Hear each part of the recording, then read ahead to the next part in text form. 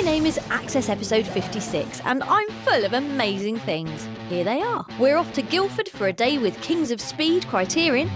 There's coverage from this year's Golden Joystick Awards. Plus we check out LEGO The Lord of the Rings in our PlayStation briefing. First up though, don't you dare touch that brake button. Our game of the week is Need for Speed Most Wanted.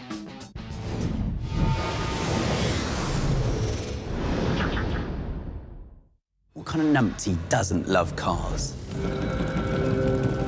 You've got your sleek and sexy sports cars. You can even get tiny little toy cars like this one here. But being a West Country lad, born and bred, there's a certain type of vehicle that is my personal favourite. Now that is what I'm talking about. Unbelievably, there aren't actually any tractors in Need for Speed Most Wanted. A fact I was apoplectic with rage about until I actually played the game and discovered it was the best thing with cars in it since Brum was on TV. Of course it's brilliant. It's made by Criterion, for goodness sake, a studio about as likely to make a duff racer as I am of breaking the land speed record on a push bike. You still need another 740 miles an hour.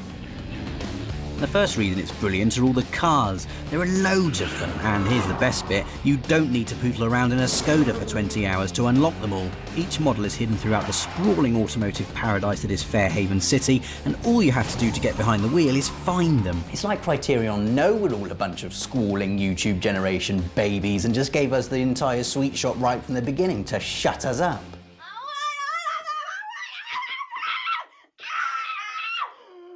If there is a downside to all that irresistible engine booty, it's that sticking with one long enough to unlock all its perks, nitro, harder body armour, better tyres, is tough like being chucked in a room full of robot supermodels from the future and being told to pick just one.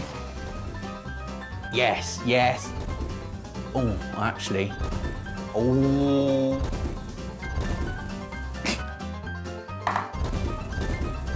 I don't know what to do with my life anymore. And it's not just the cars with which Criterion have spoiled us rotten. Fairhaven is positively rammed with stuff to do. Street races, cop chases, speed camera drive-bys, billboard smashes, secret path finding. It's all there right from the off, with the all-seeing autolog system keeping track of everything you do and comparing it with your mates. The best thing Autolog does is plastering in-game billboards with smug, boasty pictures of your friends for you to drive through, with your face going up instead if you can bet their efforts, which you can see right now in this authentic recreation. Eat it, Dave. Eat my distance. And then there are the Most Wanted events themselves, best described as mega-fast boss battles where you chase down the 10 most badass drivers in Fairhaven before nicking their ride.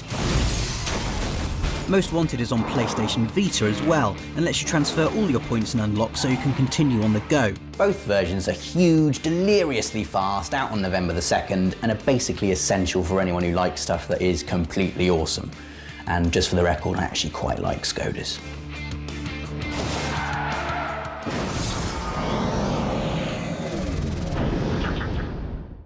Spraying fresh new scent over the stink of ignorance now, it's your PlayStation briefing.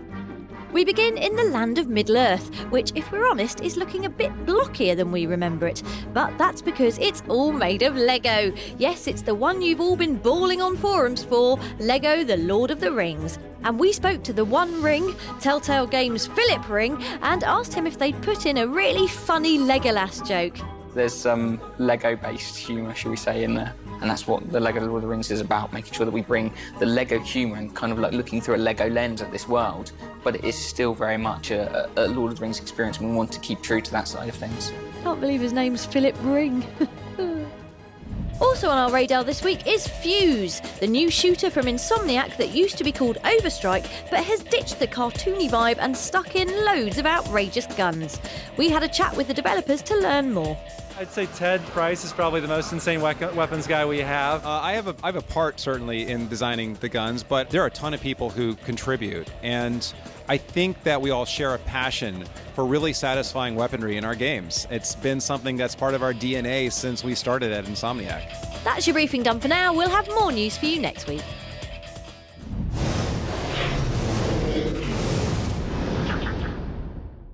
Time for some fat with a PH downloads now. It's your roundup from On The Store.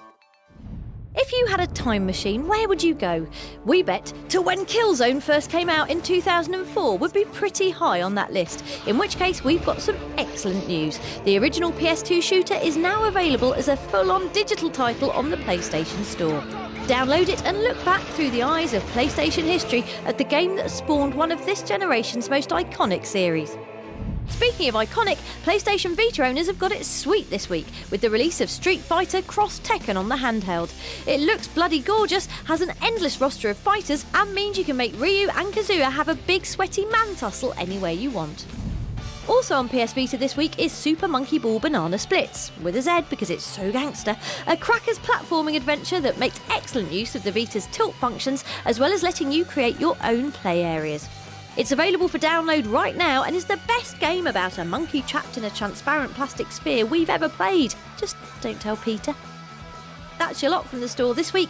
We'll have more downloadables for you next time.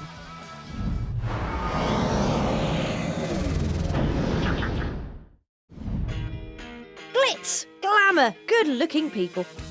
It can only be the 30th annual Golden Joystick Awards from London, celebrating the very best in video games over the past year. Naturally, we were there, rubbing shoulders with the industry elite and chatting to the winners about their illustrious gaming gongs. We've just won the Outstanding Achievement Award for FIFA. Players in the UK love it, and they come back for more year after year after year.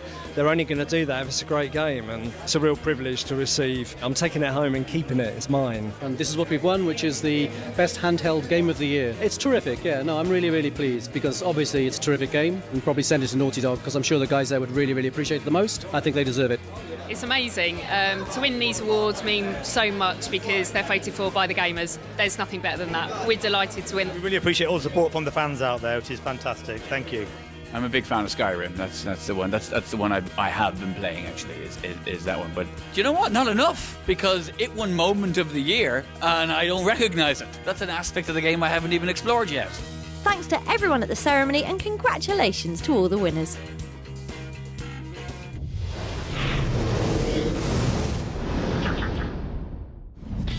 This week on Access, we are all about Need for Speed Most Wanted. So not only did we play its little wheels off for Game of the Week, but we also visited developer Criterion during a special community event. That means having spent a little more time defrocking Lamborghini Gallardos, we put your Twitter source questions to the game's executive producer, Matt Webster.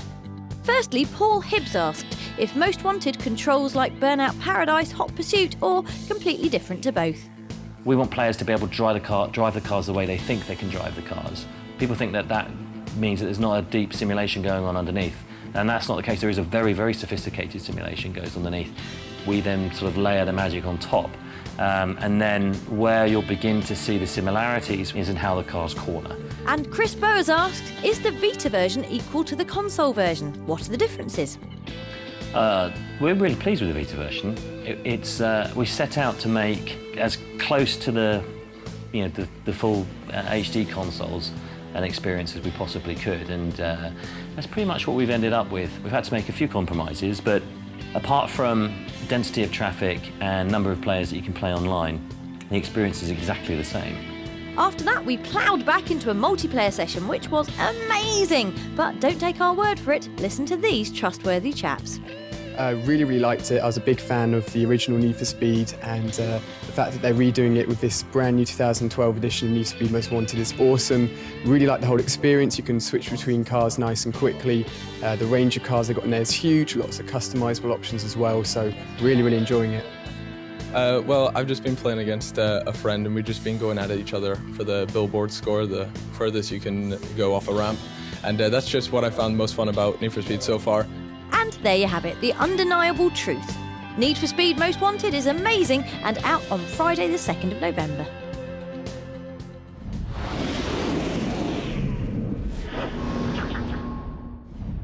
That's almost it for another week, but before we go, we'll leave you with this brilliant Easter egg found in artful geometry puzzler The Unfinished Swan. In the latter stages of the game, you'll come across this telescope. Simply have a peek, zoom right in, and ta-da! The telescope is so powerful it can see into other games. In this case, Journey, that other brilliantly arty PSN game. We recommend you play both, otherwise your life will be poorer. See you next week.